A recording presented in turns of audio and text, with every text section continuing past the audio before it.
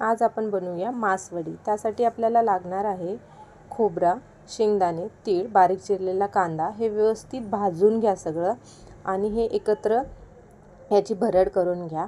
त्यानंतर तुम्ही यात टाकणार आहे धनेपूड, तुमच्या आवडीनुसार मसाले आणि चवीनुसार मीठ टाका। यावर थोडीशी बारीक चिरलेली कोथिंबीर टाकून घ्या आणि आपण हे बेसन बनवणार आहोत।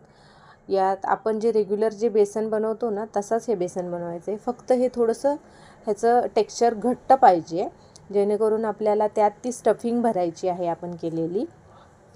त्यानंतर एका प्लास्टिकच्या कागदावर तेल लावून घ्या व त्यावर कोथिंबीर आणि खोबरं असं व्यवस्थित पसरवून घ्या।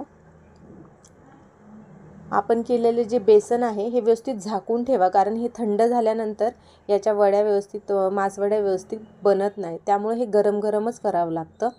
त्यामुळे ते उरलेलं जे बेसन आहे ते व्यवस्थित झाकून घ्या, जेणेकरून ते गरम राहील। त्यानंतर हे असं आपण बेसन त्या प्लास्टिकच्या कागदावर ठेवणार आहोत आणि त्यावर ती स्टफिंग टाकणार आहोत मासवडीसाठी लागणारी।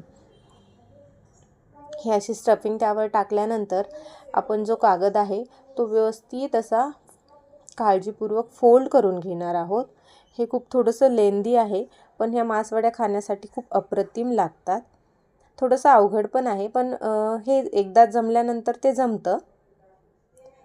व्यवस्थित असं फोल्ड केल्यानंतर तुम्ही याला ना फिशचा आकार देणार आहोत, कारण याचं नावच आहे मासवडी, त्यामुळे त्याला थोडासा माशासारखा आकार आला पाहिजे।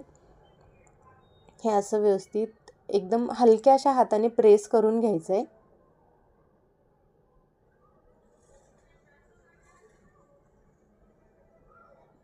हे काढल्यानंतर असं दिसेल। अशाच प्रकारे आपल्याला सगळ्या मासवड्या करून घ्यायच्यात आणि हे थोड्याशा ह्या गरम असतात ना, थोड्याशा थंड झाल्या की अशा कट करून घ्यायच्या। त्यानंतर आपण बनवणार आहोत ग्रेव्ही। ग्रेव्हीसाठी आपण जी रेग्युलर कुठल्याही भाजीला जशी ग्रेव्ही करतो तशीच ही ग्रेव्ही करायची, थोडं वेगळं असं त्यात काही नाही टाकायचं। आणि ही अशी व्यवस्थित तेलामध्ये परतून घ्या हा सगळा मसाला। ही थोडीसे ह्याचं टेक्स्चर पातळच ठेवायचं ह्या ग्रेव्हीचं आणि ह्या अशा मासवड्या टाकून यात खायच्या। ही आहे रेडी आपली मासवडी खाण्यासाठी।